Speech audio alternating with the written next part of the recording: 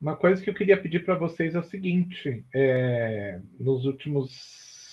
nas últimas semanas agora, a gente está com um problema aqui no Meet, que eu não sei o que é, que do nada ele para de compartilhar. Então, se hoje de manhã ainda já aconteceu 2 vezes na aula, se parar de compartilhar, por favor, me avisem. Não adianta mandar mensagem, tem que falar mesmo para eu poder, senão eu não consigo acessar, né, a parte do chat, e daí eu fico falando aqui sem vocês estarem vendo o material. Tá bom? Então me avisem, por favor. Muito bem. Me digam se vocês estão vendo, tá compartilhando. Sem Está. som. Para mim está normal. Filomena, acho que é o seu que está com o som desligado, não é? Ou mais alguém não está ouvindo? Para mim está normal. Se a pessoa não está ouvindo, ela não vai responder, né? Oi, coloquei um fone, agora funcionou, ok. Então beleza. Acho que era o problema era aqui no meu celular. Entendi. Beleza, então. Tá ouvindo bem? Agora sim. Tá, tranquilo então. E vocês estão enxergando a apresentação? Sim. Sim. Beleza, vamos lá então.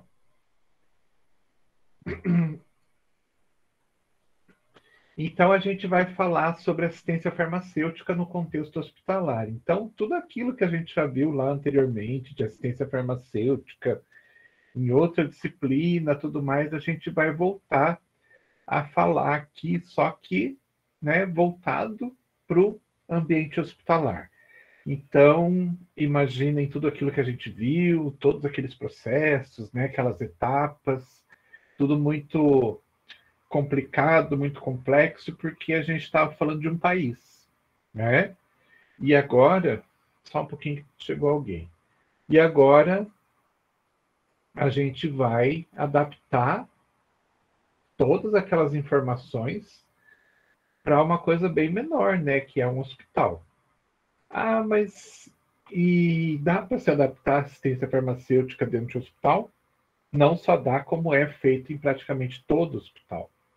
Então, todas aquelas etapas do ciclo, elas se repetem aqui de forma a gente ter aquele ciclo completo mesmo, né? Esse ciclo aqui que vocês já conhecem. Então, todas essas etapas aqui, elas se repetem dentro de um hospital, claro que numa proporção muito menor, mas isso não quer dizer que fica muito mais fácil. O processo é complexo, mas é um processo que funciona. Então, a gente percebe que o fato de a gente ter todas essas etapas acontecendo e sendo respeitadas essas etapas, a gente consegue ver dentro dos hospitais várias coisas positivas, começando com diminuição de custos, que é muito bom para o hospital, né? Mas que na nossa visão como profissional da saúde, não é a coisa mais importante. A coisa mais importante é que lá no final, né, na utilização, ocorre prescrição correta, dispensação correta e uso correto dos medicamentos. Dessa forma, a gente tem, então, um resultado muito bom no tratamento dos pacientes e resultados muito melhores, né? E dessa forma, a gente diz, então, que esse processo estimula o uso racional de medicamentos, porque lá no final a gente vai ter esses resultados positivos com os pacientes. Desculpem. Tem outras vantagens, obviamente, né, para o hospital, para quem trabalha, né, com a manutenção do hospital, vai se perceber que existe uma diminuição de custo muito grande, né? Então, a gente fazendo todo esse processo direitinho, a gente evita desperdício, evita gastos desnecessários, evita um monte de coisa que encarecem esse processo todo de compra e distribuição de medicamento dentro do hospital. Então, dessa forma, a gente só tem só. Eu acho que só tem coisas positivas para falar sobre a aplicação do ciclo da assistência farmacêutica no ambiente hospitalar. Antes de a gente falar sobre cada uma dessas etapas, porque a gente vai levar alguns dias, algumas aulas falando dessas etapas separadamente, vamos só dar um perfil aqui do nosso país. Eu acho que até eu já comentei isso aqui com vocês, a gente já conversou sobre isso e tudo mais, mas vamos relembrar, né, se for o caso. A gente tem hoje, dentro do nosso país, mais de 2.000 princípios ativos que são produzidos, transformados em medicamentos e são distribuídos aí pelo país. Pergunto para vocês, será que a gente precisa de 2.000 princípios ativos? Não sei, talvez a gente precise. Mas a gente não consegue ter todos esses 2.000 princípios ativos dentro de um estabelecimento, dentro de uma farmácia hospitalar, nem dentro de uma farmácia comercial, né, que costuma ter diferentes produtos, né, porque tem um público bastante diverso. Mas vamos pensar o seguinte, 2.000 princípios ativos. Gosto muito de pegar o Cataflan, né, como exemplo, de diclofenaco.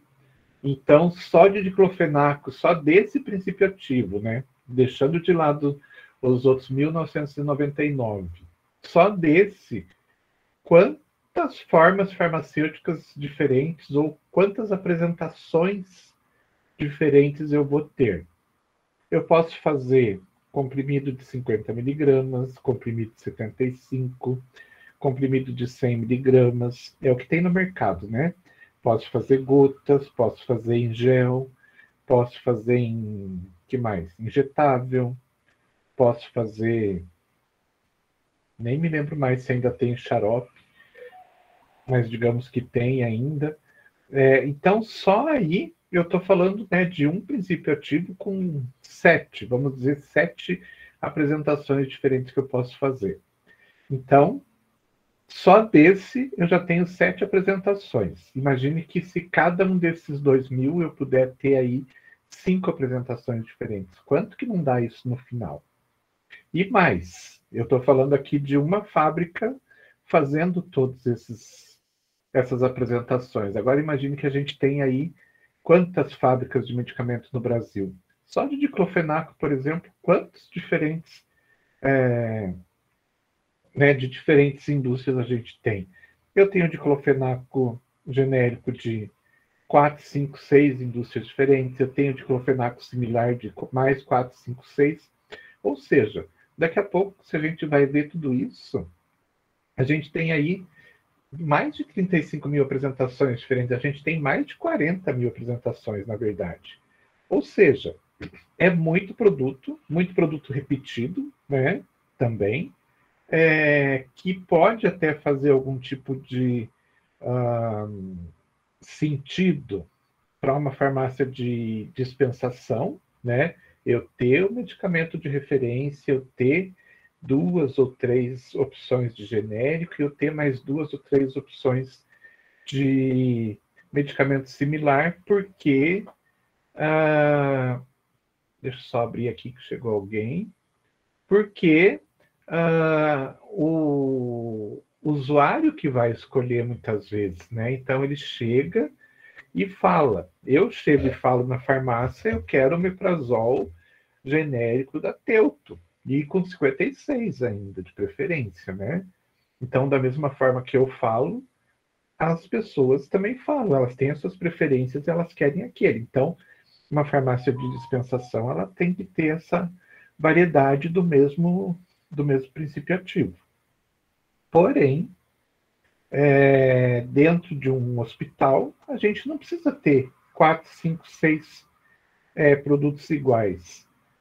Primeiro que não é o paciente que vai escolher, ele vai estar lá internado, ele vai estar lá no seu leito, ele não vai falar lá do leito dele, olha, avisa lá a farmácia que eu quero o genérico da Teuto, né? Não vai acontecer isso. Quem vai decidir é o médico que vai prescrever e a farmácia que vai utilizar, né, dispensar aquilo que tiver ali. Então, não preciso ter 6, 7 diclofenacos diferentes, de marcas diferentes, né, de características diferentes. Um só é suficiente, porque todos são diclofenaco 50 miligramas, né? Então, para que eu vou ter 4, 5, se, na verdade, quem vai escolher, quem vai determinar qual diclofenaco que vai ser dispensado lá para o paciente sou eu, farmacêutico. Então, não faz muito sentido isso, né? Então, enquanto lá... só um pouquinho que chegou alguém. Lá na farmácia de dispensação, que os usuários vêm e eles muitas vezes vão escolher, a gente tem que ter isso. Agora, dentro de um hospital, não faz sentido isso, porque sou eu, né, farmacêutico, que vou escolher, junto com o médico prescritor, qual vai ser o medicamento do paciente. Então, eu posso ter uma gama bem menor de produtos, né, se a gente comparar com uma farmácia de dispensação. Bom, aqui a gente falando do primeiro tópico, né, essa quantidade gigantesca de produto, muitas vezes repetido, que existe, né, e que estão aí pelo país. Então, mais de 40 mil apresentações comerciais. Além disso, ainda a gente tem a presença de medicamentos sem comprovação de eficácia clínica e com inaceitável relação risco-benefício. Então, a gente vai ter, e ainda existe, é uma coisa que acontecia antigamente com uma frequência maior, mas hoje a gente ainda encontra esse tipo de produto, aquele produto que é chamado de medicamento, mas que a gente não tem a mínima noção do que seja. Era muito comum, quando eu trabalhava em dispensação há muitos anos atrás, a gente está lá na farmácia e de repente chegar uma pessoa e dizer, olha, eu tenho uma pequena fábrica de produtos, e geralmente eram à base de plantas medicinais, né? Mel, muitas vezes. Né? Então, eu tenho um xarope de mel com guaco que eu faço, tenho uma pequena indústria, e eu queria deixar aqui com você em consignação. Aí você ia olhar tudo, embalagem, pedia informação, pedia documentação, tudo mais, você via que aquele produto estava lá, então, xarope de guaco, né, de mel e de guaco, ou de própolis, sei lá, qualquer coisa assim do gênero, né? Usado para combater tosse com catarro, não sei o que, tal. Aí você ia ver, tem registro no Ministério da Saúde? Não tinha. Ou seja, produto não regular. E se a gente colocar um produto desse que não tem registro no Ministério da Saúde, né, dentro da nossa farmácia, a gente está correndo um risco muito grande, porque esse produto pode ser apreendido e a gente pode levar uma baita de uma multa. Outra situação que existia muito. Então, a pessoa fazia lá, e daí, ao invés de registrar o produto no Ministério da Saúde, ela ia e registrava no Ministério da Agricultura, que é muito mais fácil de se obter um registro no Ministério da Agricultura. E saía vendendo o produto, né, como registrado como um alimento. Só que nós não podemos ter alimento dentro da farmácia. Eu sei que alguém vai falar assim, mas tem salgadinho, tem até vidro de palmito. Mas aí é uma outra situação. Mas liminares e tudo mais que algumas empresas têm, que, né, a justiça que obriga a gente a aceitar esse tipo de produto dentro de farmácia. Mas, de uma forma geral, a gente não pode. Então, registrava lá o dito xarope, né, colocando características de tratamento, né, primeiro que se não é um medicamento, ele não pode ter nenhuma função terapêutica. Mas, enfim, já estava errado mesmo, né? Vamos colocar aí função terapêutica para combater tosse com catarro, não sei o quê, né? E tentando colocar esses produtos dentro da farmácia. Ou seja, da mesma forma, se a farmácia pegasse aquele produto e colocasse lá para vender, ia ser também multada, produto todo recolhido, porque é um produto, né, totalmente irregular, registrado como medicamento e com a atividade terapêutica descrita no rótulo, na embalagem e tudo mais. Então, isso era uma coisa muito comum, porém a gente ainda tem até hoje. Então, principalmente quando vocês vão para o interiorzão, assim, vocês vão encontrar esse tipo de situação ainda. Aqui em Curitiba já é mais difícil, né? Não que eu possa afirmar que não existe, mas de uma forma geral a gente tem aí uma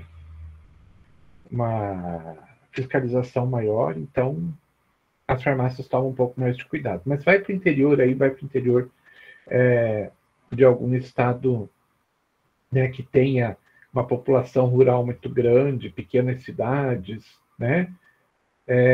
Você vai encontrar com certeza. Então, isso é um problema também que a gente tem. E nós, Professor, farmacêuticos. Oi, pode falar. eu não sei se é só para mim, mas não está aparecendo a apresentação. Parou, né? Então, é o que eu falei Uhum. que está acontecendo, que vira e mexe está parando sozinho. Então, deixa eu pôr de volta aqui.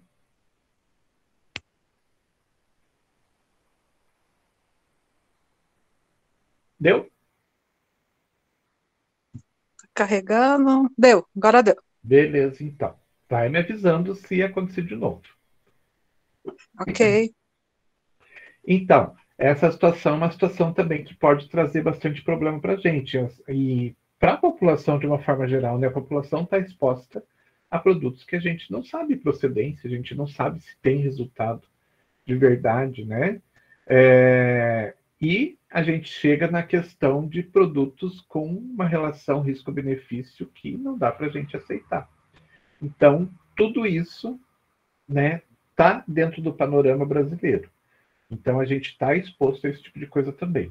Eu, particularmente, falo uma coisa aqui que é muito minha, mas eu, particularmente, eu não gosto de medicamentos que acabaram de sair no mercado. Porque vira e mexe a gente vê um medicamento que passou por todas aquelas fases de teste, né? Fase 1, fase 2, fase 3, chegou no mercado, que as pessoas começam a utilizar com uma frequência maior e começam a aparecer problemas. Então, eu, particularmente, prefiro não trabalhar com produtos recém-lançados no mercado, ou pelo menos utilizar. Aí a gente vê muitas vezes essa relação risco-benefício muito desfavorável, né? O produto tem um benefício bom, mas o risco de utilização dele é muito grande. E muitas vezes a gente só vai ver isso quando o produto está no mercado. Ele acabou de ser lançado no mercado, está há pouco tempo, começam a aparecer os casos. Então a gente tem essa situação também. A gente tem ainda dentro do nosso país, agora não vamos falar do mundo, né, mas vamos falar do nosso país mais especificamente, a gente tem apesar de a gente ter uma agência de vigilância sanitária bastante boa, a gente ainda tem mais medicamento do que a gente precisava. Tem muito mais princípios ativos aqui do que em outros países. Muitos princípios ativos que ainda são utilizados aqui no Brasil já não são mais utilizados em outros países, porque já se percebeu que o risco-benefício não é dos melhores, né? O mais simples de todos, a dipirona, que aqui ainda é muito utilizada, distribuída pelo serviço público, né? Em todo postinho você tem a dipirona. Você tem a dipirona super barata nas farmácias, em relação a outros produtos, né? Então, isso faz com que exista uma pressão muito grande da indústria, que é extremamente poderosa, né? Para pressionar ainda a nossa vigilância sanitária para não proibir esses produtos. Então, vocês vão ver que tem produto aqui que é só no Brasil que vende. Ou só no Brasil e nesses outros países da América Latina, né, que acabam sofrendo o mesmo tipo de pressão que o nosso país sofre. E aí a gente tem aí um monte de medicamento que não deveria estar ainda disponível, né? Mas estão aí. E a indústria ela não faz pressão só sobre a nossa Anvisa, sobre o Ministério da Saúde. Ela faz pressão por todo lado, ela faz pressão em cima do médico. Só que é uma pressão assim, né, diferenciada, vamos dizer. A pressão que eles fazem é venda, né? Então, quanto mais você prescrever o meu produto, maior vai ser sua recompensa. Então, isso também é uma coisa que é proibida por lei, né? A empresa de medicamentos pagar alguma coisa como comissão para um médico que vende bastante. Mesma coisa para o farmacêutico, mesma coisa para a farmácia, de uma forma geral, né? Porém, a coisa a gente sabe que não funciona bem assim aqui, né? Mas, assim, no caso dos médicos, antigamente era muito comum. Olha, você então prescreve, quanto mais prescrever, maior vai ser o prêmio que você vai receber. Então, vai chegar lá no final do ano, vai receber um carro 0 km. Na farmácia também é a mesma coisa. Antigamente era muito pior. Tem um senhor que trabalhou comigo quando eu comecei a trabalhar em farmácia de dispensação, que ele me contou que na época que ele trabalhava, que ele começou a trabalhar, que foi lá na década de 70, ele chegou a ganhar um carro 0, só de comissão, né, de venda de medicamento, aqueles que se chamavam na época de BO, né, os medicamentos similares, que pagavam algum tipo de comissão. Então, assim, existe uma pressão, e a pressão geralmente é financeira, né? Hoje, os médicos já não recebem mais, não ganham mais carros, mas muitas vezes, né, tem lá no final do ano, tem um congresso que vai acontecer lá em Cancún, e o médico, então, é convidado para participar do congresso, né? Então a empresa paga tudo para ele. Ele pode levar a família se quiser, né? Para ficar lá 7 dias. E o congresso, na verdade, é uma palestra só. O resto do tempo ele pode aproveitar. Então, existe uma pressão muito grande. E essa pressão é financeira, né? Então, a gente tem aí os medicamentos, de uma forma geral, muito na mão do povo, como não deveria ser, né? E existe uma pressão em cima da população também, que é o uso da propaganda, né? Então, aquela propaganda com algum artista de novela, né?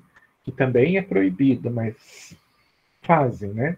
Aquela propaganda com artista de novela, dizendo que toma o medicamento e tal, dá para o filho, dá para o neto, e daí para de tossir, ou aquele medicamento que tira a dor de não sei o quê, né?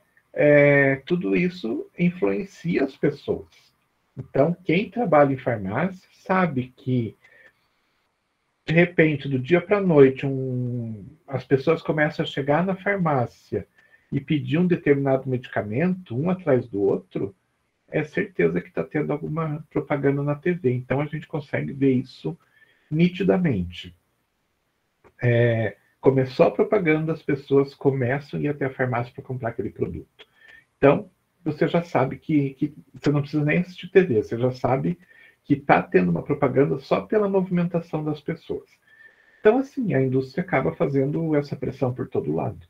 E dessa forma, a gente tem aí muito mais medicamento do que a gente precisava, né? Então, pode ser que lá na farmácia, pelo fato de eu ter as pessoas vindo até a farmácia, né? Então,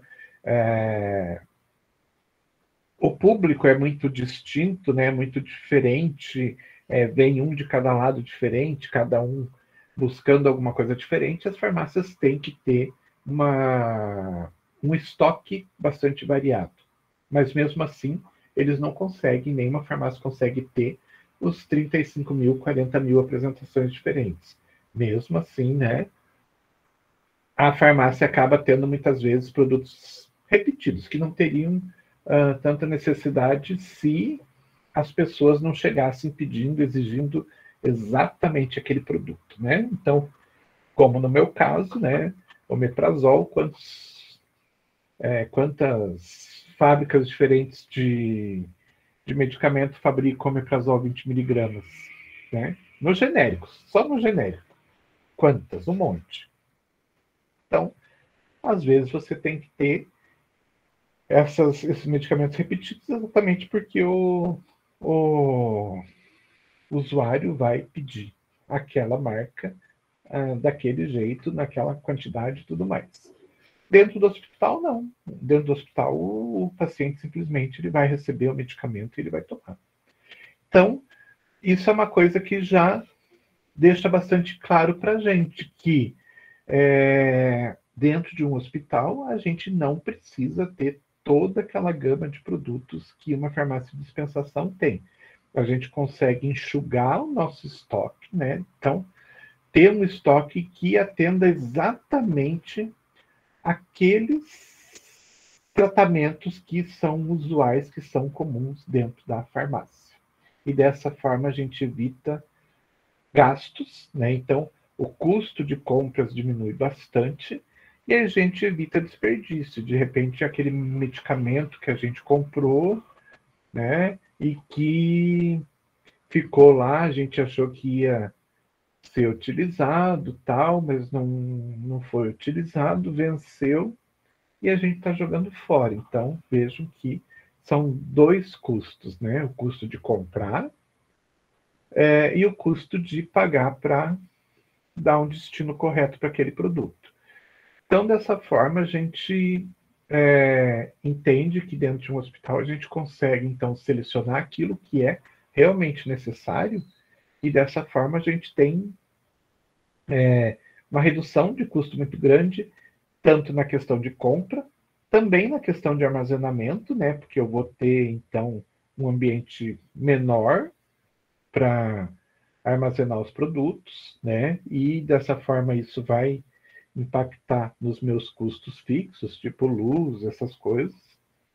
E também a gente vai ter resultados positivos lá na utilização com o paciente, né? No tratamento com o paciente. E para isso a gente faz o que a gente chama então de seleção. O primeiro processo lá do ciclo da assistência farmacêutica é a seleção, e a primeira etapa então seria selecionar, né? Determinar dentro do hospital o que é importante, o que não é importante a gente ter, né? Dentro da nossa farmácia, dentro da nossa área de estoque. E uma coisa importante é que nós não fazemos esse processo e não fazemos o armazenamento, não trabalhamos só com medicamentos, a gente trabalha também com os germicidas e trabalha também com os correlatos. Então, digamos, né, que eu, dentro da minha farmácia, da farmácia onde eu trabalho, dentro de um hospital, eu vou ter que ter espaço para armazenar todos os medicamentos que a gente vai selecionar, mas também eu vou ter que ter espaço para armazenar os germicidas. Alguém sabe o que são esses germicidas? Alguém chuta?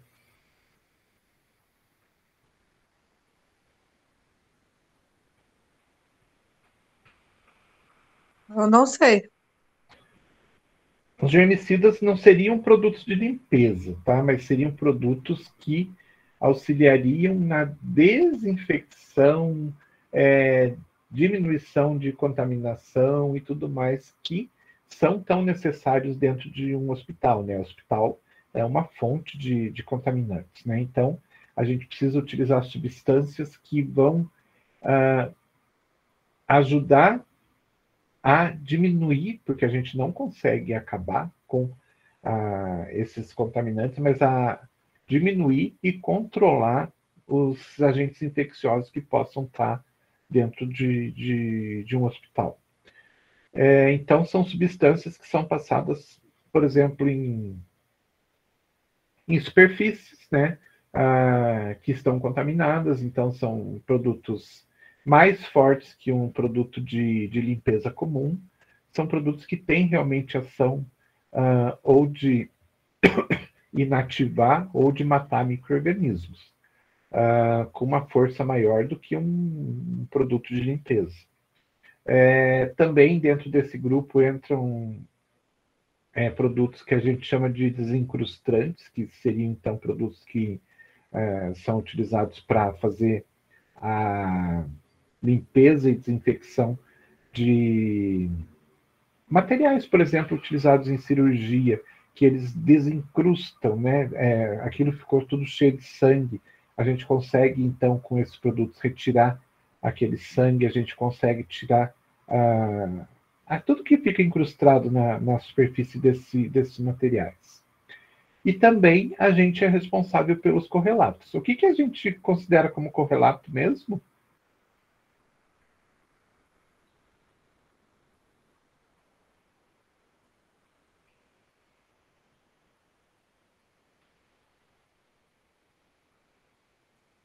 O que são os correlatos mesmo, gente? Seriam outros produtos químicos relacionados à destinação de limpeza? Não. Os químicos, eles entrariam ou em produto de limpeza ou nesses germicidas mesmo. Seriam outros produtos que não são... Seria o material hospitalar? Por exemplo? Tipo a pinça, a pinça que os médicos usam, o estetoscópio. O que mais? Deixa eu ver. Monitor de coloca lá de coração, sabe? Os monitores, essas coisas, eles entram mais como equipamento mesmo. Como equipamento? Tá? Mas assim, dá para a gente considerar essas pinças, dá para a gente considerar as tesouras que a gente utiliza para uma cirurgia, ou tesouras mesmo para cortar uma gaze. A gaze é um correlato, o algodão é um correlato, o fio de sutura, a agulha de sutura, tudo isso é correlato. A gente chama também, tudo então que a gente utiliza, aqueles produtos tipo... que mais aqui? Eu nem me lembro mais, é tanta coisa que a gente tem dentro de um hospital. Atadura, esparadrapo, tudo isso é correlato. Aquele varejinho. As seringas também é considerado correlato? A seringa também, tudo isso é correlato, tá? E a gente chama também de material médico hospitalar, né? É o termo que dentro do hospital é mais correto de a gente falar. Mas é comum também a gente falar como correlato, porque quando você vai comprar esse produto lá do seu distribuidor, muitas vezes eles conhecem e colocam aquilo dentro de uma listagem que eles chamam de correlato. Então, material médico hospitalar, correlato, basicamente a mesma coisa, tá? Inclusive, a gente vai trabalhar com isso mais à frente, nós vamos ter um trabalho em cima exatamente desse tipo de produto, porque é importante que vocês entendam e conheçam, porque é bastante importante, faz parte do dia a dia, e muitas vezes a gente vê o aluno saindo, né, indo trabalhar numa farmácia hospitalar sem ter a mínima noção do que é um material médico hospitalar e um correlato. Então a gente vai fazer um trabalhinho em cima disso um pouco mais à frente, tá? Mas só para vocês já terem uma noção do que é. E tudo isso é nossa responsabilidade. Então, somos nós, e eu digo nós, né, a farmácia, que vamos... Só que não é, no processo de seleção, não é só a gente, é todo um grupo que vai trabalhar para fazer esse processo. Mas depois que isso está selecionado, a gente vai trabalhar com todos esses produtos, então a gente vai ter que fazer as compras, a gente vai ter que armazenar todos esses produtos dentro da farmácia. E então a gente trabalha direto com esses produtos. A gente precisa conhecer muito bem conhecido. E depois eu explico por quê. Ok? Mas, então, dentro desse processo de seleção, a gente vai selecionar medicamentos, germicidas e correlatos. Os processos são mais ou menos parecidos, mas a gente vai detalhar cada um deles. Vamos falar, então, da definição de seleção, né? Então, quando a gente fala em selecionar, e eu falo aqui em medicamento, né? Eu posso estar falando medicamento, mas é como se eu estivesse falando medicamentos, germicidas e correlatos, tá? Entendam sempre assim. Mas a definição, então, de seleção de medicamentos seria que esse processo é um processo que a gente diz que ele é dinâmico, contínuo, multidisciplinar e participativo. Como assim? Não é simplesmente escolher, dizer, esse aqui a gente vai usar dentro do hospital, esse aqui a gente não vai. Não, não é assim. É um processo muito mais aprofundado. E é um processo que vai precisar, né, de outros profissionais que não são, né, só os farmacêuticos. É um processo dinâmico e contínuo. Por quê? A gente vai aqui chegar num ponto que a gente vai escolher quais são os medicamentos que a gente vai colocar dentro da farmácia do hospital, tá? Mas isso não quer dizer que essa escolha que foi feita, ela vai durar para sempre. O que acontece? Muito medicamento acaba saindo de linha, né? Então, de repente, eu tenho lá nessa escolha que eu fiz, eu tenho um medicamento que saiu de linha, a fábrica simplesmente não está mais fabricando. Eu vou ter que colocar algum outro medicamento ali no lugar, né? Eu vou ter que fazer uma substituição. Então, é um processo que, né, vai mudando, ele é dinâmico, ele, ao mesmo tempo, ele é contínuo, né? Então, ele vai se modificando e vai sempre se modificando, porque a gente não tem um dia e uma hora certa que, vamos então mudar todos os medicamentos daqui, porque tem alguns que já não fabricam mais, e, por outro lado, a gente tem outros medicamentos que saíram no mercado e que são mais interessantes do que alguns que a gente tem aqui e a gente devia substituir. Não, isso então vai acontecendo. Conforme as coisas vão acontecendo, a gente vai fazendo as alterações que são necessárias. Então, por isso que a gente diz que é dinâmico, ou seja, está sempre em movimento, né? E contínuo, porque conforme as necessidades acontecem, a gente vai fazendo as alterações. Então, saiu um produto no mercado, né? Não fabrica mais, eu vou ter que colocar outro. Mais à frente, surgiu um novo medicamento no mercado que é bastante promissor, e ele poderia substituir um outro que a gente tem ali dentro da nossa escolha. Então, vamos fazer essa substituição. E assim vai, né? A coisa vai andando, caminhando. Ele é multidisciplinar, porque não sou eu, farmacêutico, que vou escolher os medicamentos e os produtos, né? Todo mundo que está envolvido com esses medicamentos, seja de forma direta ou indireta, vai participar desse processo de escolha, né? Então, quem prescreve, nós que dispensamos, que armazenamos, que cuidamos, quem faz a administração, então todos esses vão trabalhar em conjunto. Porém, tem outros profissionais que também vão ter que trabalhar em conjunto com a gente. O pessoal do dinheiro, né? Porque o pessoal do dinheiro vai falar, não vai ter dinheiro para comprar tudo isso, vamos ter que escolher aqui de novo, vamos ter que ajustar os medicamentos que a gente vai comprar, e assim por diante. Então, todo mundo que tem algum tipo de ligação, direta ou indireta, acaba participando desse processo. E, como eu falei, é participativo.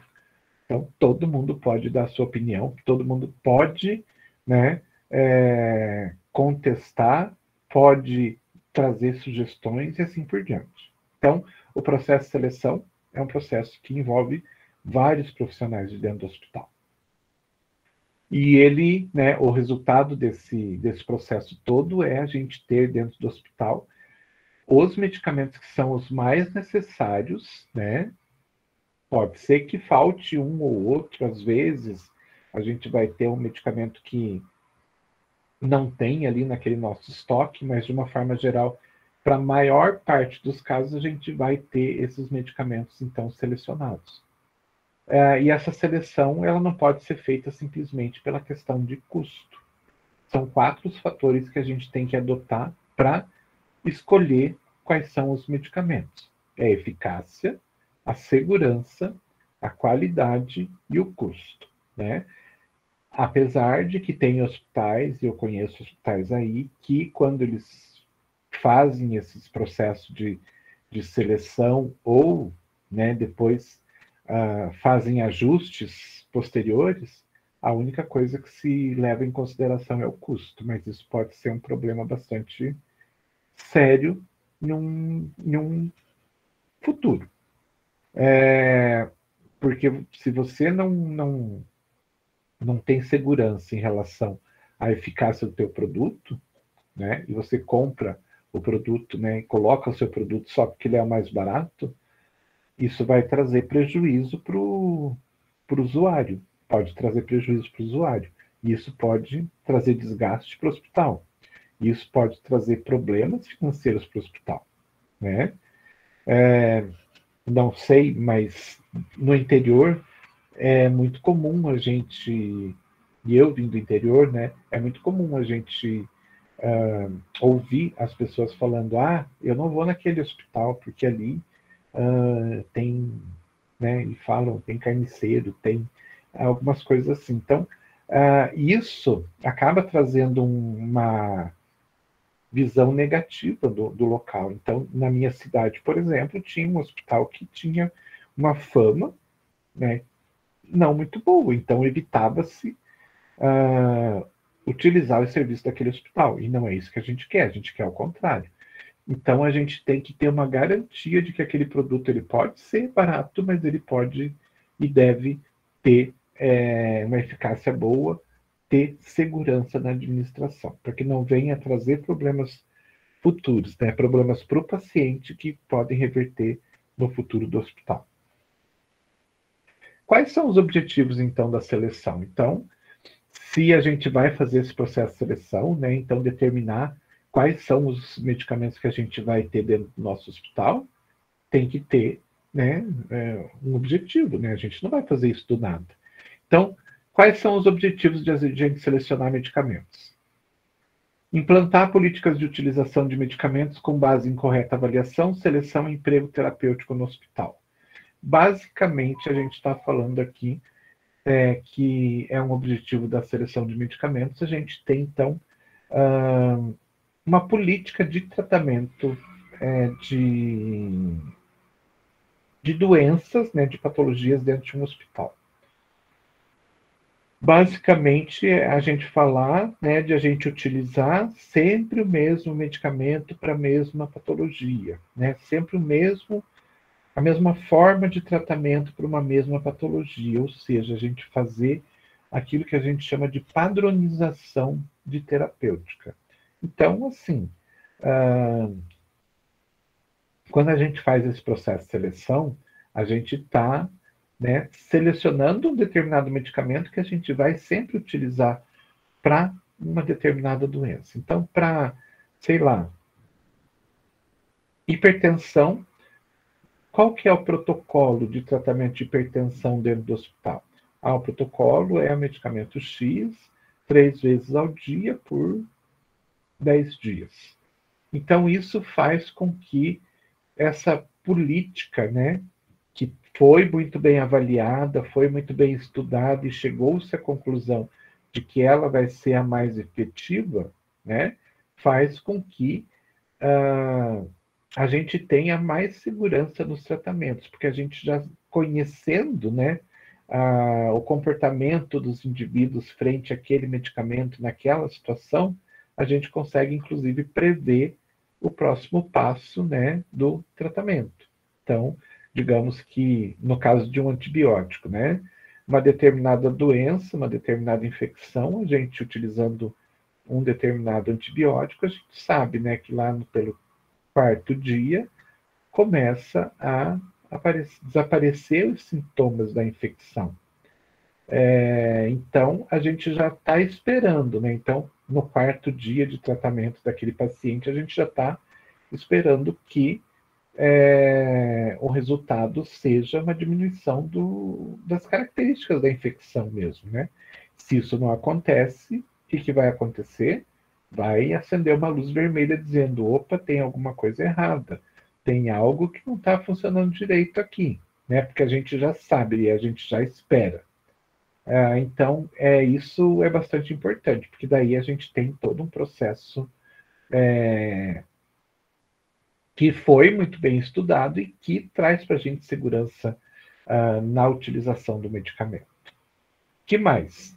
Promover a atualização e a reciclagem de temas relacionados à terapêutica hospitalar.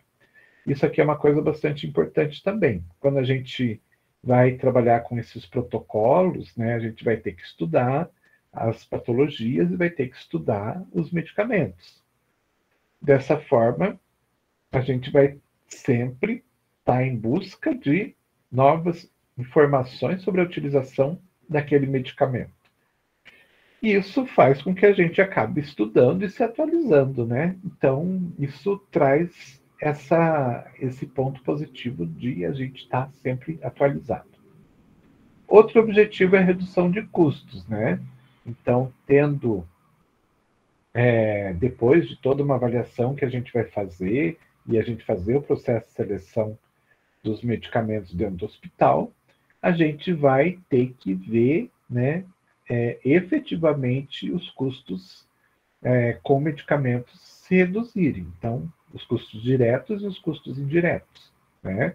Então, sim, é um dos objetivos a gente ter redução de custos, mas, como eu comentei anteriormente, ser o único objetivo não está correto, porque não vai dar certo. Mas é um objetivo, sim, a gente ter essa redução de custos. Porque existe uma pressão bastante grande em relação à farmácia, né? Sempre se fala que a farmácia é o setor de dentro de um hospital que mais gasta. Então, existe sempre uma pressão para essa redução de custos. Então, quando a gente trabalha com uma seleção de medicamentos, a gente vai diminuir o número de medicamentos diferentes, né? Esses medicamentos, eles vão ser utilizados com mais frequência, eles não vão vencer com facilidade. Vai ter vencimento? Vai acontecer. Mas eles vão vencer, assim, numa proporção, assim, muito menor. Então, isso vai fazer também com que se perceba isso como redução de custo.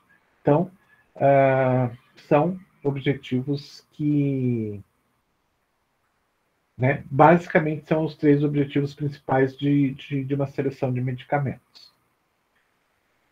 E quais que são as vantagens, então, de a gente fazer essa seleção? Reduzir o custo, né, e a melhora da qualidade da farmacoterapia dentro da instituição. Ou seja, os custos vão diminuir e a gente vai ter mais segurança no tratamento das patologias e dos resultados dentro do hospital.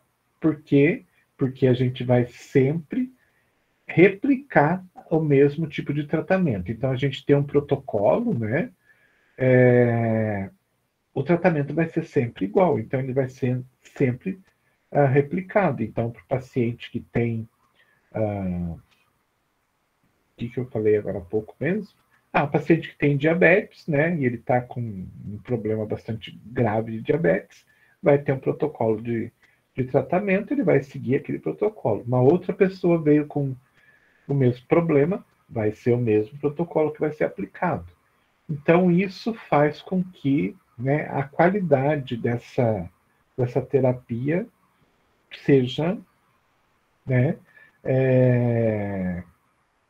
traga resultados positivos. Então, seja uma qualidade boa, né? Não uma má qualidade, mas uma qualidade boa. E, por consequência também, a gente vai ter a redução dos custos. Então, quais são as vantagens, na verdade, né? Aumentar a qualidade da farmacoterapia e facilitar a vigilância farmacológica. Então, aqui, o fato de a gente ter esses protocolos, essa padronização de tratamentos, né, sempre utilizando os mesmos medicamentos para uma determinada terapia, porque, só fazendo uma parte aqui, é muito comum a gente ver médicos que, dependendo do paciente, eles utilizam medicamentos diferentes. Mesma patologia, e de repente, então, ele prescreve um medicamento para um e outro medicamento para outro. Então, aqui dentro de um hospital onde a gente faz um processo de seleção, o prescritor ele vai ter que seguir esse protocolo. Ele vai ter que prescrever sempre o mesmo medicamento. Então, a gente tem um resultado positivo em cima disso. E como eu comentei anteriormente, né, isso vai facilitar a vigilância farmacológica. Então, eu estou acompanhando o paciente e eu já sei que resultados que eu devo esperar. Então, se lá no 4º dia do tratamento de uma infecção com um determinado antibiótico a coisa não está melhorando, então já me acende aquela luz vermelha dizendo que alguma coisa está errada, né? E a gente vai buscar, então, rapidamente essa resposta, o que está acontecendo. Agora, se, né, para cada infecção, né, uma infecção, né, igual para várias pessoas, cada uma dessas pessoas usa um antibiótico diferente, a gente nem consegue acompanhar direito, né, qual que é a evolução que está acontecendo. Agora, se é sempre o mesmo antibiótico para uma determinada patologia, a gente já consegue ter essa visão, né, e essa previsão do que vai acontecer. Que mais? Garantir a segurança na prescrição e administração do medicamento, reduzindo a incidência de reações adversas. Então, quando a gente tem essa seleção, a gente vai trabalhar com menos medicamentos e as reações que podem acontecer entre medicamentos diversos, elas vão ser diminuídas também. A gente vai conseguir ter um conhecimento maior. A gente vai conseguir ter, então, prescrições mais seguras, né? Os prescritores, eles vão identificar com mais facilidade aonde podem acontecer reações entre os medicamentos. A gente, como farmacêutico, vai identificar com mais facilidade essas reações também, né? Então, uma substância química reagindo com outra. E as próprias reações adversas, elas vão reduzir bastante, porque quanto menos medicamentos diferentes a gente tem, mais segurança a gente vai ter, né, nos tratamentos. Outra vantagem é disciplinar, então, o receituário e uniformizar a terapêutica, né, quando possível, para estabelecer os protocolos criteriosos. Ou seja, a gente traz disciplina para o receituário, porque o médico vai prescrever sempre aquilo que está descrito nos protocolos que foram determinados dentro do hospital. Então, isso é muito bom, para evitar que o médico faça, né, uma indicação de um medicamento para uma indicação de outro medicamento para outro, todos com a mesma patologia. Então, isso faz com que a gente tenha mais segurança, inclusive, na questão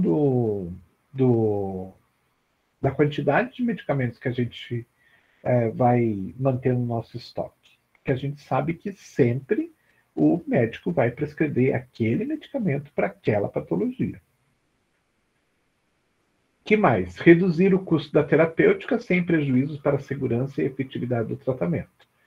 Então, aqui a gente vai ter aquela situação do médico que usa a experimentação, né? Então, vamos pegar o caso de um antibiótico, por exemplo, a pessoa está com uma infecção, o médico vai lá e prescreve um antibiótico que ele está acostumado a prescrever. 2, 3, 4 dias de tratamento não trouxe resultado nenhum. O que ele faz? Troca o antibiótico, né? O segundo antibiótico. 2, 3, 4 dias, não trouxe resultado, ele troca de novo o antibiótico, até que começa a fazer efeito. Nisso aí foram 4, 8 dias de tratamento, né? Então, 8 dias de uma pessoa utilizando um leito, né? E não se vendo nenhum resultado positivo. Isso, né, traz resultados ruins para o paciente, né? Porque pode agravar ainda mais a sua patologia, ao mesmo tempo que aquele paciente está utilizando aquele leito que poderia estar sendo utilizado por outro paciente, né, se o médico tivesse acertado na primeira, e a pessoa já tinha ido embora, já tinha tido alta. Mas não, ele está lá experimentando, né? Não deu certo, vai para o segundo e assim por diante, e a pessoa está lá, né? Está sofrendo, e ao mesmo tempo está segurando um leito que talvez pudesse estar sendo utilizado por outra pessoa. Então, tudo isso é aumento de custo, né? E se a gente tem os protocolos e os medicamentos corretos, isso vai reduzir bastante esse custo da terapêutica. Outra coisa que vai acontecer, redução do número de fórmulas e formas farmacêuticas, né? Então, das formulações, eu vou ter menos quantidade, uma quantidade menor. Então, como eu falei para vocês, por que eu vou ter 6 diclofenaco 50 mg comprimido, se eu posso ter uma marca só, né? Um diclofenaco só. Então, isso já reduz o meu estoque, né? Por que eu vou ter que guardar espaço para 6 diclofenacos de 6 indústrias diferentes, se eu posso ter um só, né? Então, isso aí diminui em qualidade e em quantidade. Diminui também o número de fórmulas. Então, eu vou ter menos fórmulas dentro do meu estoque e menos formas farmacêuticas. Quando a gente for fazer o processo de seleção propriamente dito, a gente vai, inclusive, dar preferência para alguns medicamentos que sejam medicamentos que são polivalentes, vamos dizer assim. Imagine a seguinte situação. No meu hospital, eu tenho um xarope para tosse para adulto e um xarope para tosse para criança, né? E aí o que acontece? Eu tenho que ter um espaço lá de armazenamento. Primeiro que eu tenho que comprar 2 xaropes, né? Um para adulto e um para criança. Aí eu tenho que armazenar eles. Eu vou precisar de espaço para 2 frascos, né? Um frasco do adulto e um frasco do infantil. Aí o que acontece? Eu abro o frasco do adulto e abro o frasco do infantil. A partir do momento que eu abro esses frascos, né, e eu não utilizo o produto inteiro, eu vou ter que descartar, né? Então, digamos que eu faço tratamento para um adulto com o frasco do adulto e faço tratamento com a criança com o medicamento infantil. Fiz o tratamento completo, sobrou tanto no adulto quanto no infantil. Aqueles produtos vão ser jogados fora.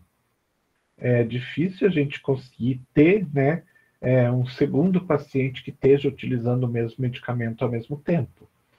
Então, eu vou ter que jogar muitas vezes um frasco de xarope adulto e um frasco de xarope infantil. Porém, eu não posso fazer uma alteração aí, fazer uma selecionar um xarope que, dependendo da dose, né, possa ser uma dose de adulto e, dependendo da dose, pode ser uma dose de criança? Pode. Então, o que pode acontecer? Eu vou comprar um xarope só, vai ter um lugar, né, um espaço só do xarope nas minhas prateleiras, então eu vou ter utilização de menos espaço também, e eu abro aquele xarope, faço uma dose adulta para o adulto, faço uma dose infantil para a criança e utilizo o mesmo frasco, o mesmo produto. A possibilidade de aquele xarope ser utilizado na sua totalidade ou sobrar muito pouco produto é muito grande. Então, ao invés de eu jogar 2 frascos de xarope semi-cheios, né? No máximo, eu vou jogar um frasco de xarope com um pouquinho de material ali dentro. Então, isso é uma forma de a gente reduzir custo também. Por consequência, né, a gente reduz custo na compra de medicamentos e na manutenção de estoque. Então, imagine que quanto menos espaço eu precisar para guardar os meus medicamentos, menor pode ser a minha área de estoque, a minha central de abastecimento farmacêutico. E aí, o que acontece? Eu posso ter um ambiente menor. Nesse ambiente menor, eu vou gastar menos luz, né? A iluminação vai ser menor. Ao mesmo tempo, eu vou gastar menos luz porque eu vou utilizar menos aparelho de ar-condicionado, né? De repente, eu posso ter um local que com um aparelho de ar-condicionado eu consiga manter a temperatura. Talvez um ambiente maior eu precisasse de 2 ou mais aparelhos. E assim por diante, né? Vou precisar de menos funcionários para cuidar daquela área de estoque. Então, tudo isso não deixa de ser custo de manutenção de estoque diminuído. Outra questão também que a gente tem é a facilidade de comunicação entre farmácia, equipe médica, pessoal de enfermagem e sessões administrativas. Quanto menos produtos diferentes a gente tem, mais facilmente a gente consegue se comunicar em relação àqueles produtos. Então, fica muito mais fácil a conversa quando a gente vai falar de medicamentos. Então, isso facilita bastante também toda a nossa conversa. E, por último, né, simplifica a rotina de compra, de armazenamento, de dispensação e de controle desses produtos. Então, quanto menos produto eu tenho, mais facilmente eu consigo, né, comprar, né, eu vou comprar em quantidades menores, armazenar, eu vou precisar de menos espaço para isso, dispensar, vou ter muito menos problema de erros de medicação, né, de troca de produtos e tudo mais, e a questão do controle também, quanto menos produto diferente eu tenho, mais facilmente eu consigo controlar esses produtos. Muito bem. E para a gente fazer essa seleção, então, como é que faz? Hoje eu acordei, chego lá na farmácia, hoje eu vou selecionar. É isso? Não é. A gente tem toda uma técnica para ser utilizada para que a coisa dê certo. E quais são, então, essas etapas desse processo?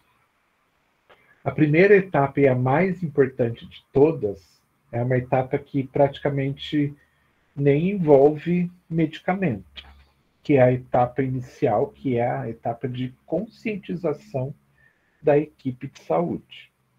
Ou seja, a gente tem uma situação, a farmácia funciona, né, já há muito tempo, comprando medicamento, jogando medicamento fora, e a gente quer mudar isso.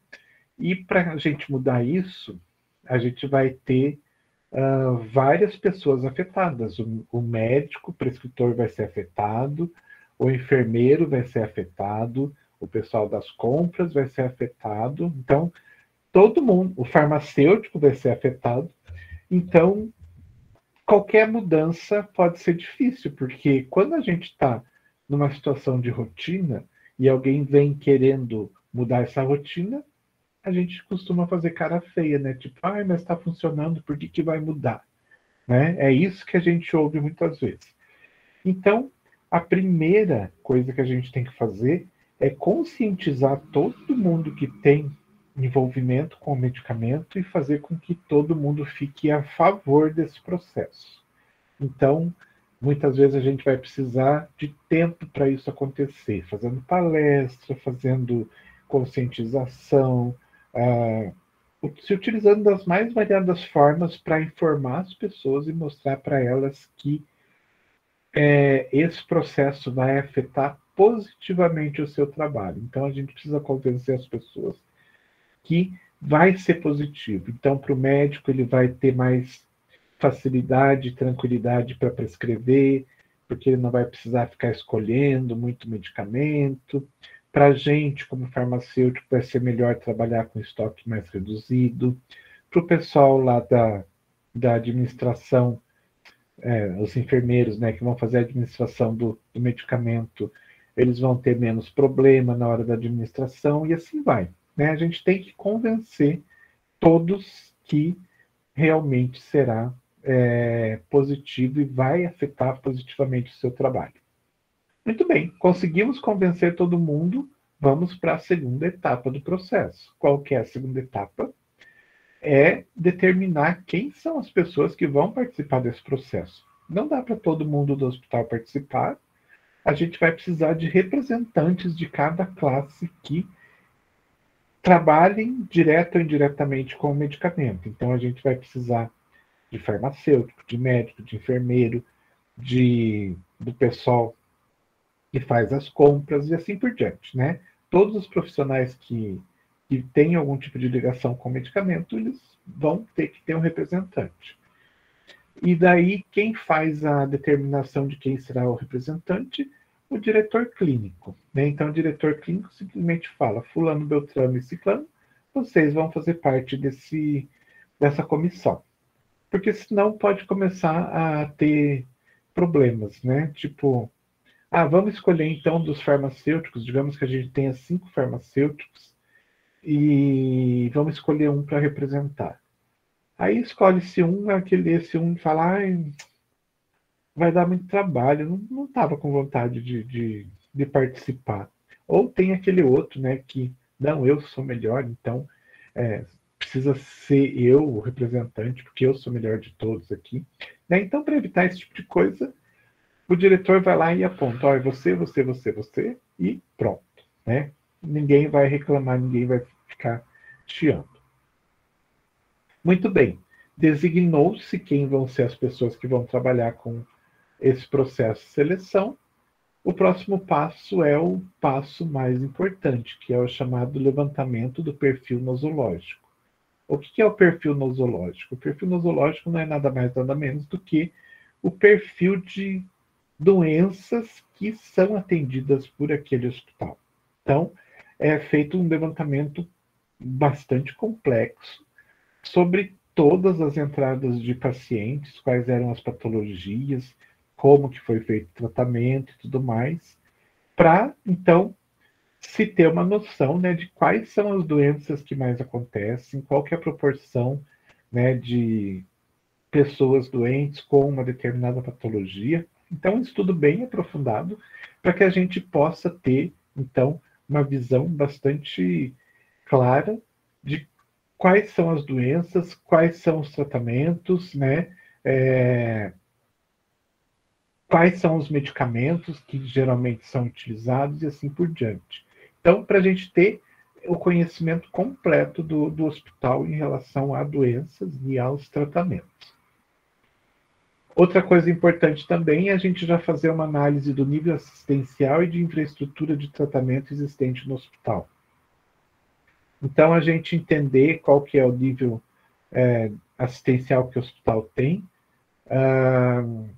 Então, se é um hospital de atendimento primário, secundário, terciário. Inclusive, vou deixar para que vocês descubram qual que é a diferença desses níveis, colocando isso como uma tarefinha para vocês. Então, vocês descobrirem o que é nível de atenção primária, atenção secundária, atenção terciária, tá? Então, vai estar lá no material de vocês, na aula de hoje. Eu vou abrir um local lá, como sendo o local de atividade, tá? Para que a gente tenha atividade para contar, né, nota na prova de vocês. Então, é importante que a gente entenda bem como que é o funcionamento do hospital, porque, assim, eu tenho hospitais que atendem particular, atendem SUS e atendem convênio. O SUS, ele só paga alguns medicamentos, né, estabelecidos por eles. Então, a gente precisa ter esses medicamentos para atendimento do SUS. Os convênios também, eles têm uma relação de medicamentos que eles pagam e medicamentos que eles não pagam. Então, a gente vai ter que, né, usar esses medicamentos que os convênios pagam, né? Não vamos tentar, então, fazer o tratamento de um paciente por um convênio utilizando um medicamento que o convênio não vai pagar, porque isso vai ser prejuízo para o hospital. Então, a gente precisa conhecer também todo esse processo, para a gente saber, né, o que é obrigatório ter que é medicamento do SUS, o que é obrigatório ter que é medicamento dos convênios, e o que então a gente pode aproveitar daqueles do SUS e dos convênios para fazer o processo de seleção da gente e aproveitar também para os pacientes particulares. E, finalmente, né, a última etapa é analisar o padrão de utilização de medicamentos. Então, analisar como que as coisas estão acontecendo. Então, quando a gente faz esse levantamento do perfil nosológico, a gente já analisa isso. Como que está sendo utilizado os medicamentos que estão hoje lá na farmácia? Eles são utilizados, então, para determinada doença, utiliza esse, utiliza aquele, né? Então, a gente verifica o que já acontece. E aquela coisa, em time que está vencendo, a gente não vai mexer, né? Então, se a gente perceber que tem algum tipo de tratamento que já está sendo feito com um determinado medicamento e que está perfeito, a gente vai manter aquilo já vai manter aquele medicamento pensando no processo de seleção que a gente vai fazer. Ok? Então, na próxima aula, a gente vai ver, então, cada uma das etapas direitinhas desse processo todo da seleção. E daí, finalmente, a gente, então, entender o passo a passo como acontece. Aqui a gente tem ainda, só para finalizar, né, os passos seguintes, que seriam, que é importante que a gente veja mais na aula seguinte, mas já para vocês já entenderem direitinho, a gente definir critérios de seleção que a gente vai adotar. Então, o que são esses critérios? Como eu comentei com vocês, né, para que ter um xarope para adulto e para criança se eu posso ter um xarope que atenda os dois? Então, isso poderia ser um critério. Utilizar produtos que possam ser utilizados, né? Selecionar produtos que possam ser utilizados para diferentes faixas etárias, só fazendo ajuste de dose. Isso poderia ser um critério. E a gente vai definir esses critérios. Depois disso tudo, a gente vai e faz o processo de seleção, né, propriamente dito. Então, baseado nos critérios, a gente vai começar a escolher os medicamentos que a gente vai selecionar. Depois que a gente faz todo esse processo, a gente vai fazer um documento que a gente chama de formulário farmacêutico, que é a relação dos nossos medicamentos selecionados. E daí a gente tem que divulgar isso, né, para todo mundo, para que todo mundo saiba que a partir daquele momento, aquela lista de medicamentos que a gente está entregando é a lista de medicamentos que vai ter dentro do hospital. E, né, fazer a atualização periódica desse formulário. Como eu comentei, pode ser que chegue um dia e o medicamento saia de linha. Então, a gente vai ter que fazer uma substituição, né? Colocar algum outro produto nesse lugar. Então, esse formulário, que é um documento escrito, a gente vai ter que ir lá e fazer essa atualização também. E fazer uma atualização geral, revisando aí tudo, né? A cada 2 anos. Basicamente é isso. Parece bem complicado, é complicado mesmo, mas a coisa funciona perfeitamente depois que está pronta. Dúvidas?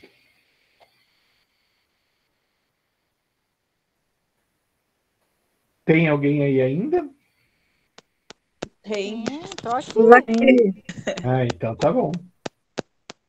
Alguma dúvida, gente? Não. Não? Não. Tá.